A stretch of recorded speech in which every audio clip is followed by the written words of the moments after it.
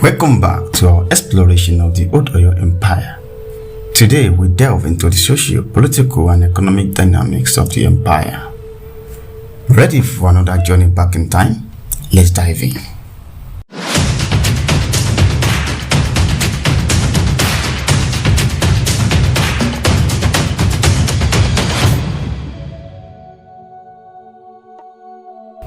Much like the Kanem-Borno Empire, the political organization of Oyo was intricate. At the heart of the government was the Alaafin, the ruler, and the Oyomesi, a council of 7. Each member of this council was a leader of one of the 7 wards that made up the capital. The Oyomesi, a council composed of the Yoruba nobility, held a significant role within the Oyo Empire. Their responsibilities included selecting a new Alaafin or king from within the royal lineage. However, their influence did not end there. They also had the power to keep the Alaafin in check, ensuring he could not dictate state policies without their consensus. A notable figure within the Oyomesi was the Basharan, who functioned similar to a prime minister as in today's time. He was a highly influential figure and had the daunting task and responsibility of informing the Alaafin when the people wanted him to end his life. A traditional method used by the Yoruba to remove a ruler who had become unpopular or tyrannical. Powerful as the Alaafin was, they were kept in check by the Oyomesi. If the Alaafin overstepped his boundary, the council could send a message with a simple yet powerful symbol, an empty calabash or parrot's egg. This signified the rejection by the people. In this hierarchical setup, the Basharan, the prime minister, wielded considerable power. Beneath the rank of the Oyomesi were the military officials led by the Kakanfo, the commander-in-chief of the Oyo army. However, the true balance of power in the Oyo Empire was held by the Ogboni court, a secret society made up of experienced older freemen. They were religious, social, and political leaders, often mediating between the Alaafin and the Oyomesi. The Oyo Empire's influence spread far and beyond the capital.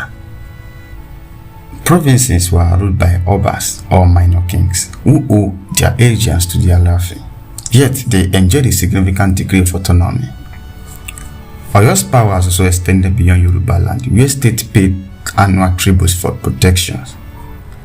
In the Old Oyo Empire, the Alaafin or monarch maintained a feudal relationship with the Obas, or you can say lesser kings. This meant that while the Obas had some autonomy, they were still under the Alaafin's rule and had to fulfill certain obligations. This included allowing the Alaafins to control external affairs, revenue collections, military recruitment, and settlings of disputes between Obas through the Alaafin's courts. To ensure these obligations were met, the Alaafin stationed an official called Ilari or a viceroy in every province. The Ilari's main duty were overseeing tax collection and organizing military levies. Despite this central control, the Obas still had a considerable amount of freedom in managing their internal affairs. Yoruba land, the core region of the Oyo Empire, had a unique position. It was a cohesive entity united by a shared language, culture, and religion, which included the ancestors' worship, reverence for deities like Shango, the god of thunder, and a belief in a supreme being. This element formed the bond that kept the empire united. Beyond the borders of Yoruba land, the Oyo Empire has extended its influence over numerous other states. These states were under Oyo's suzerainty, which meant that they acknowledged the Alaafin's overlordship in exchange for peace and protection. This typically involved paying an annual tribute to the Alaafin, symbolizing their respect and allegiance to the empire.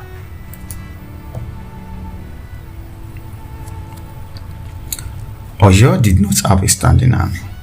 Instead, every able-bodied man served in military campaigns, usually during the dry season. The combined army was commanded by the Ààrẹ Ọ̀nà Kakanfò, who had a crucial duty: win the war or face a shameful death. This unique tradition eventually sparked the creation of Yoruba settlement beyond the borders of Yoruba land, particularly in Dahomey, an area with a large Yoruba-speaking population. Rather than facing the grim prospect of suicide after a defeat, Kakanfos or military leaders and their armies choose to relocate and establish new communities outside the Oyo Empire. The Oyo military was composed of both foot soldiers and the horse-mounted soldiers. The presence of the cavalry, horse-mounted soldiers was somewhat uncommon in the forest region of the south, and this distinct feature played a significant role in the Oyo's army's impressive success on the battlefield. The economy of the Oyo Empire was largely agricultural, supplemented by trade with the Sudan. Taxes from the province and tributes from subject states formed the bulk of royal revenue. Over time, trade with the European coast developed, involving the sale and export of slaves. In this historical context, when we mention the Sudan, we are referring to an area known as the Western Sudan in West Africa.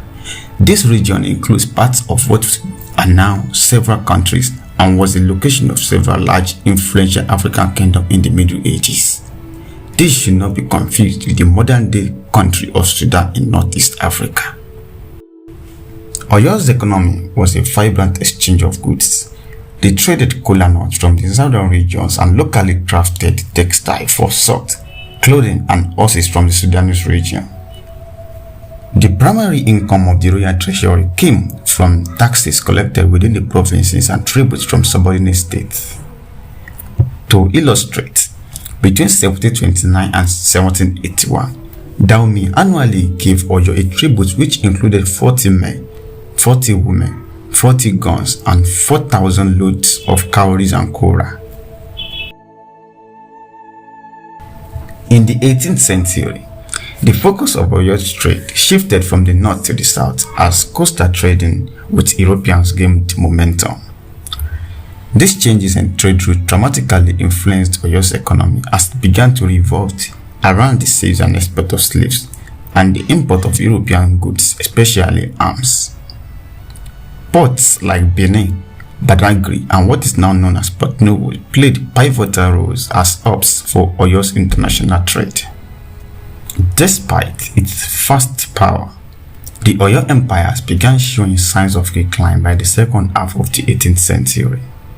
Disobedient subject kings, a weakened military, shifting economic interest, and the destructive impact of the slave trade all contributed to the empire's downfall.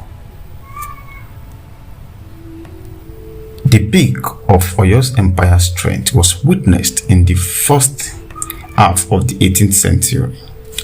However, the later part of the century saw the first hints of its decline, marked by the rebellion of kings previously under the Alaafin's rule. One such incident involved Gizo, the king of Dahomey, who stopped paying the heavy annual tribute to Alaafin in 1781. Around the same time, the Egbas, led by Lishabi, declared their independence and defeated an Oyo army sent to subdue them. With the death of Alaafin Abiodun, who was the glue holding the kingdom together, the empire started to crumble, and the period of peace and prosperity in Yoruba lands came to an end. One of the primary factors contributing to Oyo's decline was the persistent frailty of the central government. Continuous political unrest and power struggles between Alaafins and Basharan in the 18th century crippled the central administration capacities to maintain the vast empire. The prime example was the internal conflict in Odoyo that lasted about 20 years during Basharan Gah's infamous reign, when he seized the Alaafin's throne. This central weakness led to provincial and Fasas king defying the Alaafin's authority. Paying tribute became a thing of the past, and more Obas started to assert their independence. One key rebellion was led by Kakanfo Afonja of Ilorin, who with the help of the Fulani successfully established its independence in 1817. The empire began to fall apart as others followed his lead. Unfortunately, there was no potent central army to quell these revolts. The once mighty Oyo army was a shadow of its former self. Instead, the feudal military structure of the state empowered provincial kings to resist the Alaafin's authority and claim independence. Also, the empire's economic foundation was being undermined as the focal point of the Oyo Empire was shifting southwards due to the lucrative coastal slave trade and the European goods, causing a drift from traditional northern trade routes. This geographical shift put the city of Oyo at a disadvantage due to its location at the empire's northern edge, which led to further unrest among provincial kings. The slave trade itself also played a significant role in the empire's downfall. The immense wealth it brought to the Alaafins led to their oppressive use of power, which in turn caused subjects and their rulers to yearn for freedom. Additionally, provincial kings seeking to take part of this profitable slave trade began enslaving their fellow Yoruba, leading to a series of destructive civil wars in the 19th century. Finally, pressure from the Fulani on the empire's northern province during the Jihad, coupled with the southward migration of the Oyo people, further escalated the chaotic situation in Yoruba land. This period of Yoruba civil wars and the Fulani Jihad marked the final disintegration and decline of the Oyo Empire. The old Oyo Empire was a fascinating mix of politics, religion, and military strength. Its decline served as a poignant reminder of the fluid nature of power and civilization. Join us next time as we delve deeper into the rich history of the Yoruba and other African civilizations. Don't forget to like, share, and subscribe. See you in the next one.